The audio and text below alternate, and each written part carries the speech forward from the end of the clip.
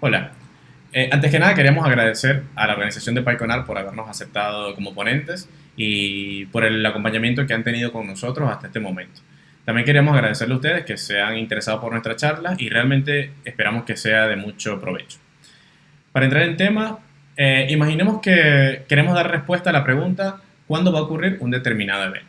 Por ejemplo, en una fábrica que tiene maquinarias operativas, puede ser interesante saber en qué momento va a fallar alguna de esas máquinas y tomar las acciones correspondientes antes de que suceda. También podríamos tener una una empresa que vende servicios por internet y ellos podrían querer saber en qué momento un usuario se va a dar de baja para así tomar acciones y hacer que no suceda. Ese tipo de preguntas pueden ser abordadas con el análisis de supervivencia y en esta charla nosotros vamos a dar una introducción al uso de esta herramienta estadística con Python. Bien, entonces ahora nos presento. Nosotros somos, bueno, Bruno Marengo, César Morichetti y Jesús Golindano, que soy yo. En este orden en este orden que se muestra en la foto, vamos a estar dando la charla. Yo voy a hablar un poco sobre qué es el análisis de supervivencia, en qué escenario se podría usar y algún poquito de intuición matemática. Bruno y César van a estar llevando un poco esto más a código y nos van a mostrar cómo se puede implementar esto en Python. Bien, volviendo a los problemas que teníamos, que planteamos al principio, tenemos este tipo de escenarios o aplicaciones o campos de aplicaciones, ¿sí? Digamos que una fábrica quiere hacerle mantenimiento predictivo a su maquinaria, ¿sí? Y tienen ciertos datos desde que el momento en el que inicia la máquina a operar hasta un momento en el que se dañan esas máquinas, ¿sí? Se dañan por cuestiones propias de la máquina, ¿sí? No por factores muy externos o factores externos. Por ejemplo, podría ser un factor externo que es que se incendie la compañía y entonces, bueno, la máquina se dañó porque se incendió o porque haya alguna falla eléctrica o este tipo de escenarios, ¿sí? Otro campo puede ser el Customer Analytics, donde yo tengo que un usuario inició su suscripción y después tengo que el usuario dio de baja su suscripción, ¿sí? Acá puede pasar que el usuario haya muerto y yo nunca vi que el usuario se dio de baja, ¿sí? No tiene como relación directa. En el campo de la investigación médica, bueno, también puede ser cuando un paciente es diagnosticado con cáncer de mama y puede pasar el evento en el que la persona muere por este cáncer. Pero también puede darse el caso en el que el paciente muera dado a un accidente automovilístico o algún problema cardiovascular, o sea, algo que no tiene exactamente relación con el evento que es de nuestro interés. ¿Bien? Entonces ahí es donde entra el análisis de supervivencia, que lo que busca es analizar y modelar los datos para que el resultado sea el tiempo hasta la ocurrencia de un evento, ¿sí? Con la particularidad que todo evento donde no se observa o se pierde la observabilidad de lo que está sucediendo o del evento de interés, el análisis de supervivencia lo toma para extraer información y así no perder el dato o no sesgar la muestra que estamos teniendo. Entonces, ese tipo de datos se le denomina censura y lo vamos a determinar, o sea, lo vamos a definir de esta forma. Una observación está censurada si no se percibe el momento exacto en el que ocurrió el evento de interés. Entonces tenemos esta gráfica en la que más o menos se muestra cuáles son los tipos de censura y se las voy a explicar.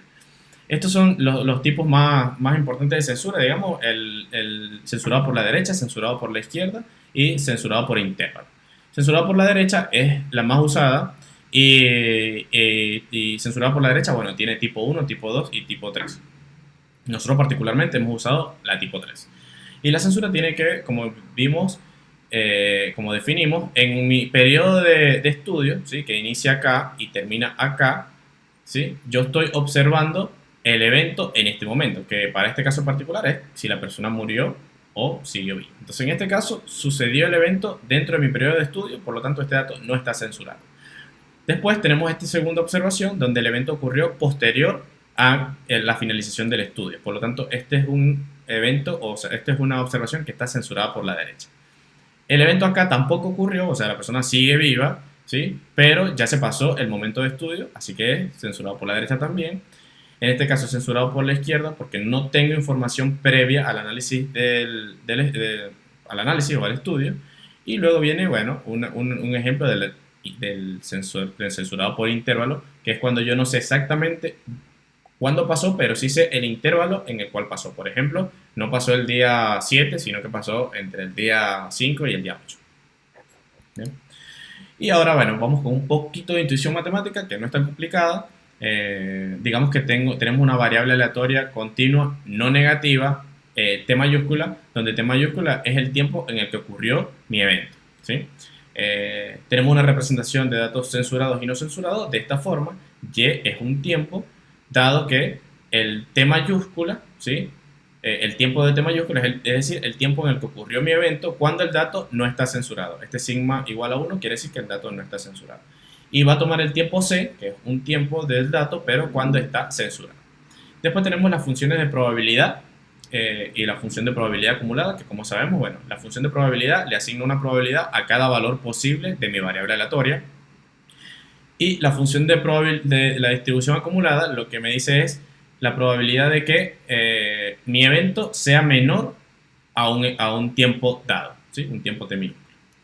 Teniendo eso en cuenta, entonces nosotros vamos a definir la función de supervivencia, ¿sí? La función de supervivencia no es más que 1 menos la función de distribución acumulada. Es decir, la probabilidad de que mi tiempo, ¿sí? mi T mayúscula, sea mayor o igual a un tiempo dado. Es decir, que el evento de alguna forma sobrevive o pasa después probablemente de este T minúsculo. Bien, entonces teniendo la función de supervivencia ya definida, vamos con la función de Hazard. La función de Hazard no es más que una tasa del evento instantáneo en un momento. Esto nos dice el riesgo de que el evento ocurra en un intervalo de tiempo. Y podríamos más o menos ver una gráfica así, que es algo más a nivel teórico, no es que todas las funciones de Hazard se ven así, pero eso lo que me dice es que al principio de este tiempo, ¿sí? Hay mucho más riesgo de que suceda el evento de interés, después es como una estabilización y después del tiempo empieza a haber más riesgo de que el evento de interés suceda. Algunas otras definiciones matemáticas es simplemente, bueno, la función acumulada de Hazard, entonces es simplemente la integral de 0 a t de la función de Hazard que definimos arriba.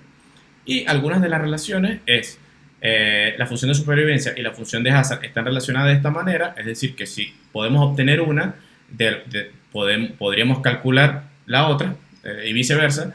Y también la función de supervivencia tiene relación con la función acumulada de Hazard de esta manera. Bien, bueno, espero no haberlo aburrido mucho con la matemática, con parte de la matemática. Lo importante es que todo esto está implementado en Python. Estas son algunas de las librerías más importantes.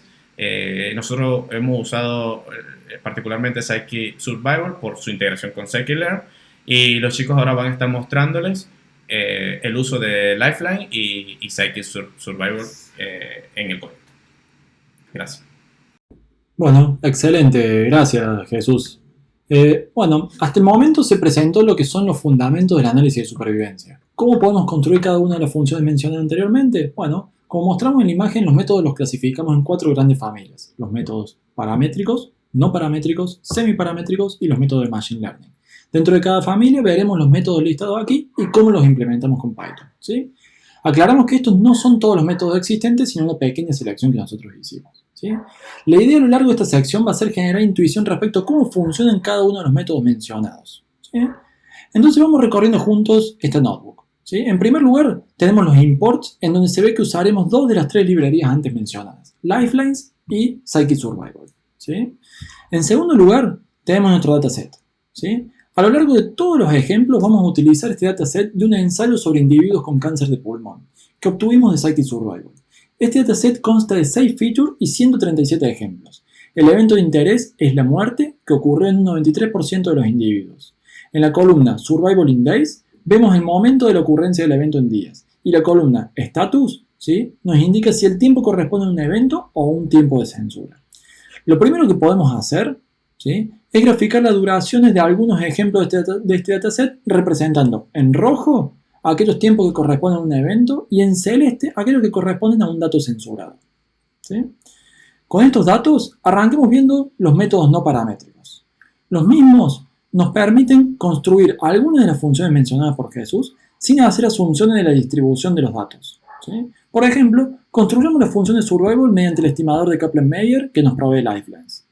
Los datos de entrada que requiere este modelo, al igual que casi todos los subsiguientes, son solo los tiempos de ocurrencia de los eventos y el indicador de si el tiempo corresponde a un evento o a un tiempo de censura.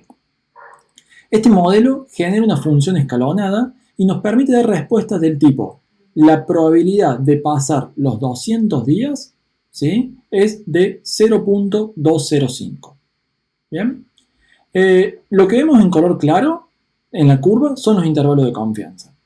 Este método no paramétrico no nos permite construir el resto de las funciones, pero afortunadamente en caso de querer construir la función acumulada de Hazard, podemos utilizar un segundo método llamado el estimador de Nelson-Allen, ¿sí? Utilicemos la clase que nos provee lifelines, ¿sí?, para implementar este método. Su interpretación es menos directa que las otras funciones, pero nos permite comprender un poco la dinámica que presenta la función de Hazard de los datos que tenemos, ¿sí? La segunda familia de métodos que vamos a ver son los paramétricos. Estos métodos consisten en asumir una cierta distribución de probabilidad que describe la muestra y encontrar los parámetros de esa distribución que mejor se ajustan, ¿sí? Para esto es necesario conocimiento del dominio para poder elegir el tipo de distribución que consideremos que mejor se adaptará, ¿sí? Asumamos que los datos tienen una distribución exponencial y estimemos los parámetros que mejor se ajustan haciendo uso de la clase correspondiente de la librería Lifelines, ¿sí? Al utilizar un método paramétrico podemos construir cualquiera de las funciones. Por ejemplo, grafiquemos la función de survival, ¿sí?, y la comparemos con la que estimamos con Kaplan-Meier. Notemos que no es una superposición exacta, ¿sí?, y evidentemente la comparación cualitativa no es una buena estrategia, y por suerte existen criterios para medir objetivamente el mejor modelo paramétrico, ¿sí? Por ahora, sigamos graficando y haciendo comparaciones cualitativas. Vemos, por ejemplo, la función acumulada de Hazard de nuestro modelo exponencial y lo comparemos con la que estimamos con Nelson-Allen, ¿sí? En este caso queda más claro que la distribución exponencial no es la que mejor describe nuestro conjunto de datos, ¿sí? Ustedes pueden preguntarse si existen otras distribuciones que se suelen usar. La respuesta es sí. Entre las más populares están Weibull, Log Normal, Log Logistic, Generalized Gamma, por ejemplo, ¿sí? Veamos cómo, usando los métodos paramétricos, podemos entrenar estos otros modelos y comparar cada una de sus funciones. Acá tenemos, por ejemplo, la función de survival construida por cada una de estas distribuciones y acá la función de Hazard acumulado. Entonces ustedes me pueden preguntar, ¿y las features? Bueno, notemos que hasta ahora utilizamos solo el tiempo del evento y el indicador de si el evento ocurrió o no, con lo cual nos damos cuenta que estos métodos no ponen en evidencia el efecto de las covariables o features. Una posible estrategia que podríamos adoptar es dividir los grupos en función de las features categóricas, dibujar sus curvas a través de los métodos anteriores y comparar cualitativamente esas curvas. Aquí vemos, por ejemplo, que los individuos con células del tipo squamous tienen mayor probabilidad de supervivencia que aquellos del tipo adeno. Es claro que este tipo de comparación no escala cuando disponemos de múltiples features y queremos estudiar relaciones entre ellas, ¿sí? Afortunadamente existen técnicas que resuelven esto y yo les voy a comentar a continuación el modelo de Cox Proportional Hazard y César les va a contar más adelante técnicas que aplican Machine Learning, ¿sí? Cox Proportional Hazard propone modelar la función de Hazard como se muestra en la fórmula, ¿sí?, en donde H0 se llama la Baseline Hazard Function, X es el vector de features o covariables y beta es un vector de coeficientes para cada covariable. Fíjense que el modelo de Cox asume que las covariables o features tienen un efecto multiplicador sobre la función baseline, ¿sí?, y que este efecto se mantiene a lo largo del tiempo, es decir, no varía con el tiempo. Entonces, veamos cómo usar este modelo aprovechando la implementación de la librería Scikit-Survival. Empecemos por transformar, ¿sí?, nuestros features categóricos en numéricos. Soy totalmente consciente que en una implementación real esto se debe hacer como parte de un pipeline, sin embargo me parece interesante que quede evidenciado este paso acá, ¿sí? En segundo lugar, en vez de utilizar los 137 individuos de nuestro dataset, separemos solo 10 para test, ¿sí? Entonces, entrenamos el modelo con el conjunto de entrenamiento y vemos que podemos obtener el valor de los coeficientes beta, ¿sí? O podemos también obtener la baseline survival function, o también la baseline Cumulative Hazard Function, ¿sí?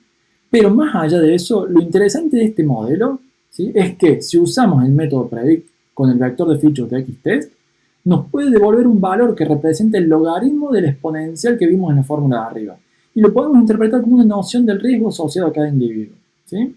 A su vez, podemos ver de qué forma este valor afecta a cada una de las funciones de baseline que vimos más arriba, ¿sí? En estas celdas mostramos las funciones de survival y hazard acumulado para cada uno de los ejemplos de test, notando el efecto proporcional que genera el modelo. Entonces, hasta acá hemos visto las tres primeras familias de métodos que mencionamos originalmente. A continuación, César les va a estar contando cómo se pueden aplicar la última familia, los métodos de Machine Learning. Bueno, como nombró Bruno anteriormente, ahora vamos a estar viendo algunos métodos de Machine Learning utilizados para estimar esta función de supervivencia o la función de Cumulative Hazard. Pero antes veamos la métrica utilizada para medir la performance o el comportamiento de los modelos. La métrica más utilizada o la más común se llama Concordant Index. Lo que hace es define la proporción de pares concordantes dividido la cantidad de pares que se pueden crear para la evaluación, ¿sí? Por ejemplo, veámoslo con un ejemplo para que se entienda un poco más. Acá en la figura 1 tenemos una muestra de 4 personas con su tiempo al evento, la columna time, y el tiempo al evento según lo predijo nuestro modelo, ¿sí? Entonces, lo que hace esta métrica es genera todos los pares posibles, es decir, el par Juan Julieta, Juan Pedro, Juan Sofía y así, y analiza que la sucesión de los eventos en cada uno de estos pares se dé de la misma manera que verdaderamente se dio la sucesión del evento, ¿sí? Por ejemplo, según nuestro modelo, el par Juan-Julieta sucedió primero el evento de Julieta que el evento de Juan, pero verdaderamente sucedió primero el evento de Juan con respecto al evento de Julieta. Un poco eso es lo que mide la métrica. Otra de las cosas que nos permite es trabajar con datos censurados por derecha. Por ejemplo, en la figura 2 vemos que el dato de Julieta está censurado. Entonces nosotros no vamos a saber con certeza si el evento de Julieta sucedió antes del evento de Pedro o después del evento de Pedro, y lo mismo con Sofía. Entonces, en estos casos la métrica lo que hace es no tener en cuenta estos pares, el par Julieta-Pedro, Julieta-Sofía. Bien, ahora veamos los métodos que utilizamos de Machine Learning. El primero son Survival Tree, son árboles de decisión, pero ajustados un poco para poder trabajar con datos censurados. La gran diferencia que hay entre los Survival Tree o los Random Forest, entre los Survival Tree o los Decision Tree, es el criterio utilizado para el spliteo en cada uno de sus nodos, ¿sí? Entonces, creamos un Survival Tree con algunos hiperparámetros como la profundidad máxima que queremos para el árbol o la cantidad mínima de muestras para realizar el spliteo. Entrenamos con un set de entrenamiento y obtenemos un score con un set de testeo, que este score es el nombrado anteriormente, la Concordant Index, y nos da un valor de 0,72. Esta métrica, si nos da un valor de 0,5, significa que nuestro modelo casi que está haciendo predicciones de manera aleatoria. Una métrica por encima de los 0,5 significa que tu modelo está haciendo predicciones mejor que lo aleatorio, ¿sí? Entonces, algo que también hay que tener en cuenta para estos modelos es que a partir del modelo entrenado, para una cierta muestra, podemos obtener las funciones de supervivencia o la función de Cumulative Hazard. Acá lo vemos, por ejemplo, con una muestra de dos ejemplos del dataset de test. Le decimos a nuestro modelo que nos prediga la función de supervivencia, y es lo que ploteamos, y nos decimos que prediga la función de Cumulative Hazard, y es la que ploteamos acá abajo. También una cosa más a tener en cuenta es que el método predict de este modelo nos da el acumulado o la suma de la Cumulative Hazard Function. ¿Esto qué es? Esto nos da como una noción del riesgo asociado a ese ejemplo, ¿sí? Veámoslo. Por ejemplo, tenemos una muestra sola, le decimos predecime sobre esta muestra al modelo, y después le decimos al modelo, dame la función de hazard sobre esa misma muestra, y si nosotros sumamos todos los valores de esta función de hazard, como vemos acá abajo, también nos da el mismo valor, ¿sí? Entonces, esto es para marcar lo que da la función predict, ¿sí? Es este riesgo asociado a ese ejemplo. Bien, vamos con otro modelo que es Random Survival Forest. Estos árboles son muy similares o sea, en sí el árbol es distinto, son un conjunto de Survival Tree, en donde se entrena cada uno de estos con una muestra del dataset de entrenamiento, pero después también podemos obtener la función de supervivencia, la función de hazard, y la interpretación del método predict es exactamente igual que el anterior. Entonces, creamos un Random Survival Forest, elegimos el número de estimadores, que es la cantidad de árboles que se van a utilizar para este modelo, otros hiperparámetros que nombramos antes también. Entrenamos el modelo con una muestra de entrenamiento, obtenemos un score un poco mejor que el score anterior. También para 2 muestras obtenemos la función de supervivencia, para la función de hazard, y el método predict también es exactamente lo mismo que nombramos anteriormente. Algo a tener en cuenta acá es que el valor de las funciones en un instante de tiempo para estos árboles se obtiene del promedio del valor de cada uno de los árboles en ese instante de tiempo, porque es un conjunto de árboles, ¿sí? Bien, y por último vamos a Gradient Boosting. Gradient Boosting es un modelo aditivo de muchos árboles de regresión que son utilizados para minimizar una función de pérdida. Esta función de pérdida puede ser la función de Cox o un error cuadrático. Entonces, creamos un Gradient Boosting, elegimos el error cuadrático como la función a minimizar, entrenamos el modelo, obtenemos un score un poco mejor todavía que los 2 anteriores, y algo particular acá es que el método predict en los Gradient Boosting se puede interpretar de diferentes formas en función de la función que elijamos como para minimizar. Esto es, si elegimos la función de Cox, nos va a dar el log hazard ratio. Si elegimos el error cuadrático, nos va a dar el tiempo al evento. El método predict nos va a dar el tiempo al evento, que es lo que vemos en el ejemplo. Tomamos 2 ejemplos, decimos predict, entonces nos revuelve el tiempo al evento de esa muestra. Bien, eso fue todo. Lamentamos tener que hablar muy por encima de todo esto, de forma bastante acelerada, pero esperemos haber sumado una herramienta más a su caja de herramientas personales. Para remarcar, repasar que si hay que usar, si tienen que alguna vez un problema que resolver con calcular el tiempo al evento o la probabilidad de que un evento suceda y tienen muchos datos censurados, análisis de supervivencia puede ser una herramienta. Si de ser así y se les ocurre solucionar un problema con eso, sepan que vamos a estar contentos de haber hecho nuestro aporte. Queda el canal abierto para preguntas, tienen nuestros datos si nos quieren consultar, y bueno, nada, muchas gracias.